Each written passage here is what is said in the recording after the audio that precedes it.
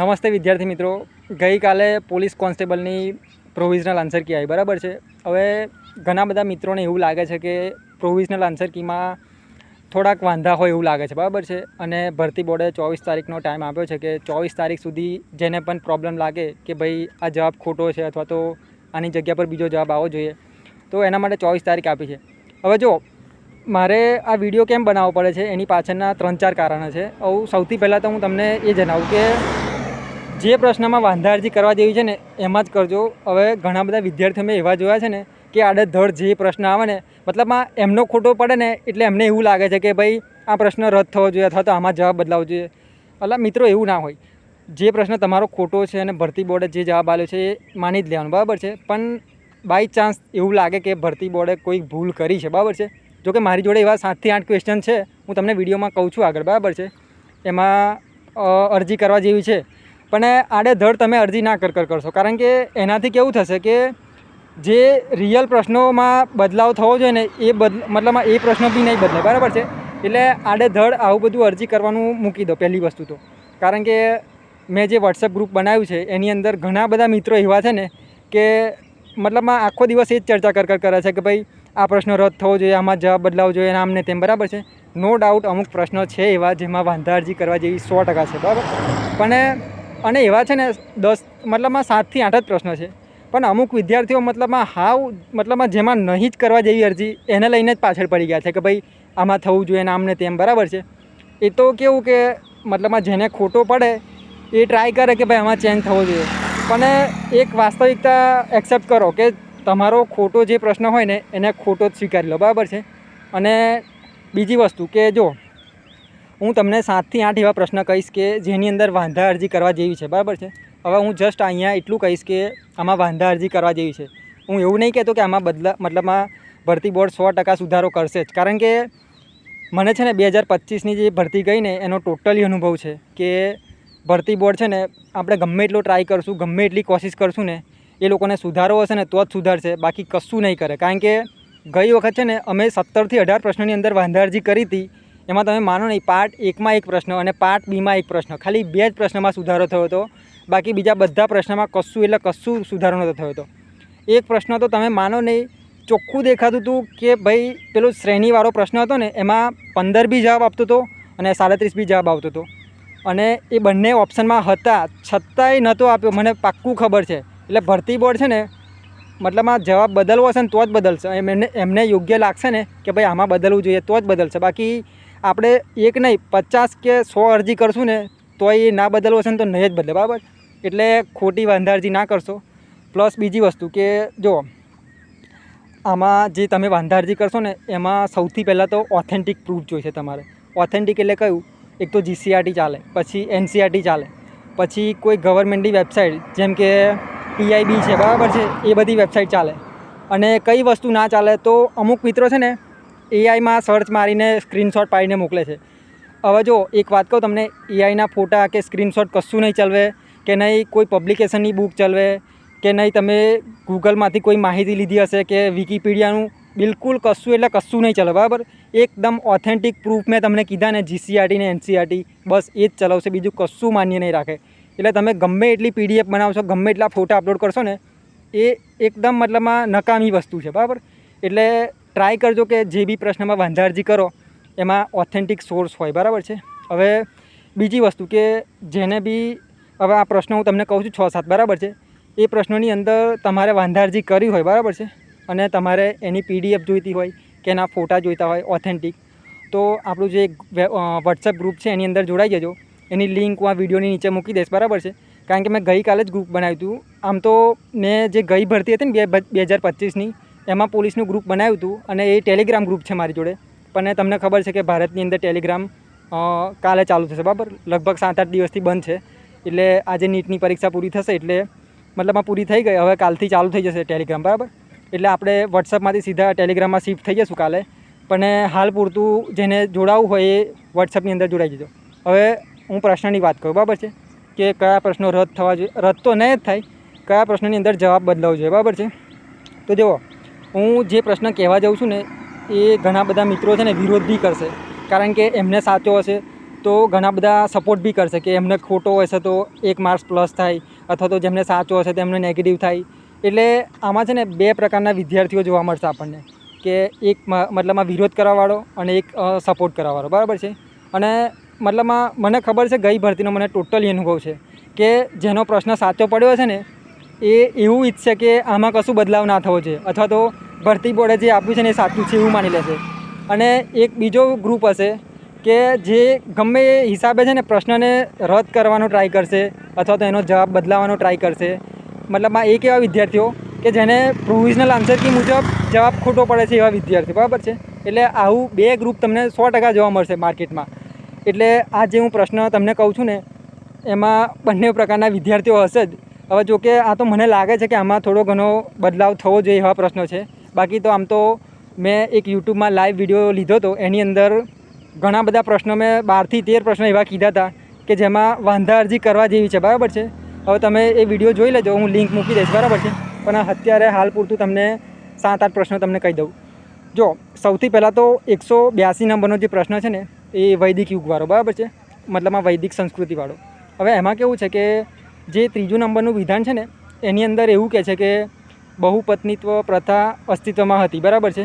અને ધોરણ 11ની GCRTની બુક ખરીને એનું 8મા નંબરનું પેજ ખરું ને એનો પેરેગ્રાફ 2જા નંબરનો ખરો ને, અને 2જા નંબરના પેરેગ્રાફની અંદર બીજી લાઇનની અંદર એવું ચોખ્ખું લખેલું છે કે મતલબમાં જે વૈદિક સંસ્કૃતિ હતી એની અંદર માત્ર એક જ પત્નીની પ્રથા અસ્તિત્વમાં હતી, બરાબર છે. હવે જો NCERT આપણી જોડે છે, GCRTનું જે વાક્ય છે એ ઓથેન્ટિક સોર્સ કહેવાય, બરાબર છે. એના મત મુજબ આપણે જોઈએ, બરાબર છે, તો એ 3જું વિધાન ખોટું પડે, કારણ કે GCRTમાં જ લખેલું છે કે એક જ પત્નીવાળું મતલબમાં અસ્તિત્વમાં હતું, બરાબર છે. તો એ મુજબ જોવા જઈએ ને તો માત્ર 1 અને 2 વિધાન સાચા છે, એટલે એ જવાબ આવવો જોઈએ એ પ્રશ્નમાં. જ્યારે ભરતી બોર્ડે ઉપરોક્ત તમામ આપ્યા છે, બરાબર છે, એટલે એમાં વાંધા અરજી થઈ શકે એવું છે, બરાબર છે. હવે જો આમાં ઘણાએ ઉપરોક્ત તમામ કર્યું હશે, ઘણાએ 1 અને 2 કર્યું હશે. એટલે મેં તમને પહેલાં કીધું ને કે 2 પ્રકારના વિદ્યાર્થીઓ હશે, એક સપોર્ટ બી કરશે, એક મારો વિરોધ બી કરશે, બરાબર. પણ મને લાગે ત્યાં સુધી આમાં વાંધા અરજી કરવા જેવી છે, બરાબર છે. બાકી ભરતી બોર્ડ સુધારો કરે કે ના કરે એ તો આપણે ફાઇનલ આન્સર કીમાં જોઈ લઈશું, બરાબર. પણ મને લાગે ત્યાં સુધી આમાં થોડું ઘણું મતલબમાં શું કહેવાય કે વાંધા અરજી કરવા જેવી છે. પછી બીજો પ્રશ્ન તમને કહું કે 168મા નંબરનો. હવે આમાં 100% સુધારો થવાના ચાન્સ છે. આની અંદર છે ને વાવવાળો પ્રશ્ન છે કે ભાઈ 2 કૂવાવાળી વાવ કઈ છે, બરાબર છે. અને જે ભરતી બોર્ડે જવાબ આપ્યો છે એ બધા વિદ્યાર્થીઓને એવું કહેવું છે કે ખોટો છે. અને ઘણા બધા એકેડમીવાળા બી કહે છે અને ઘણા બધા વિદ્યાર્થીઓ બી કહે છે. ઇનફેક્ટ જે અમદાવાદની વેબસાઇટ છે ને એની અંદર મતલબમાં અમુક વિદ્યાર્થીઓએ એ બી ખોરી લાવ્યા છે કે ભાઈ આનો જવાબ ભરતી બોર્ડે આપ્યો છે એ નહીં પણ બીજો આવે છે, બરાબર છે.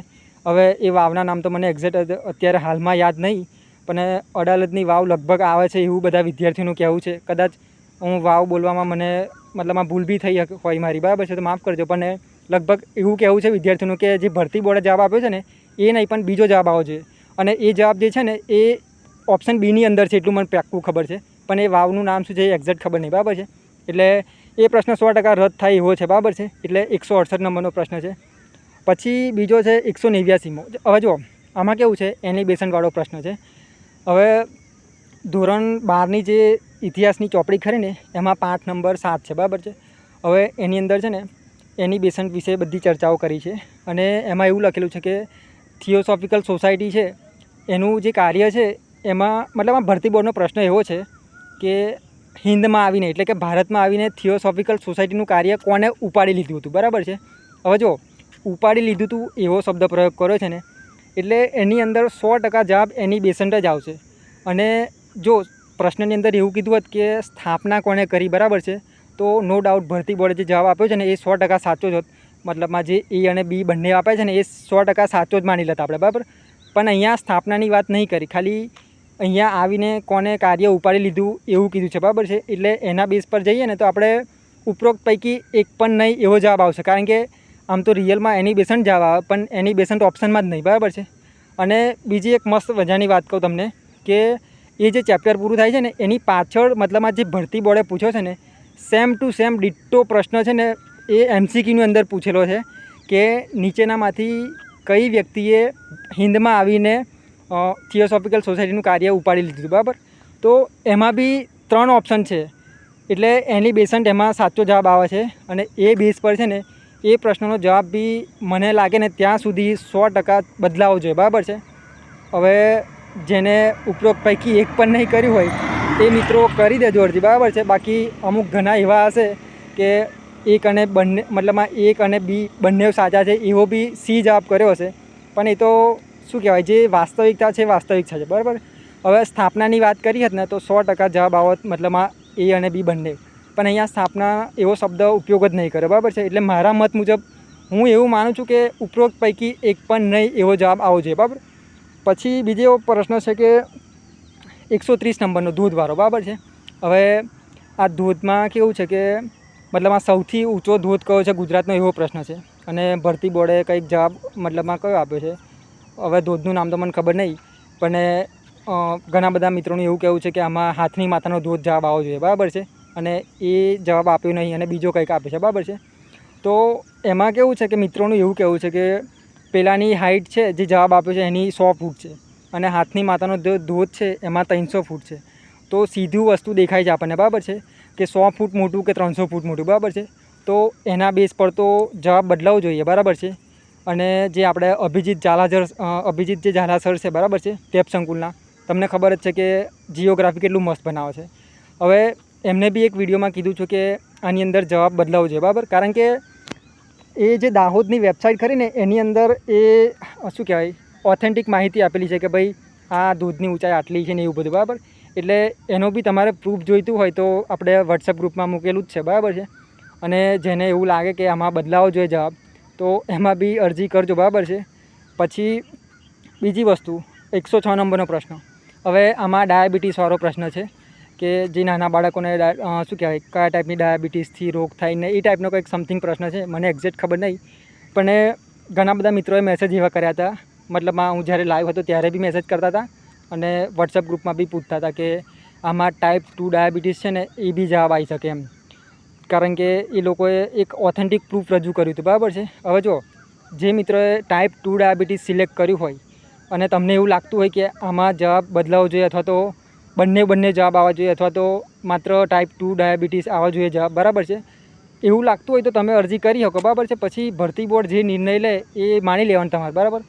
કારણ કે આમાં કેવું છે, આ મેં બી જેટલા પ્રશ્નો અત્યારે કીધા ને એ બધાની અંદર એવું નહીં કે 100% એમાં બદલાવ થશે અથવા તો એમાં બદલાવ નહીં જ થાય, પણ મને જે લાગે છે ને ત્યાં સુધી આમાં થોડા ઘણા ચાન્સ રહેશે બદલાવાના, બરાબર છે.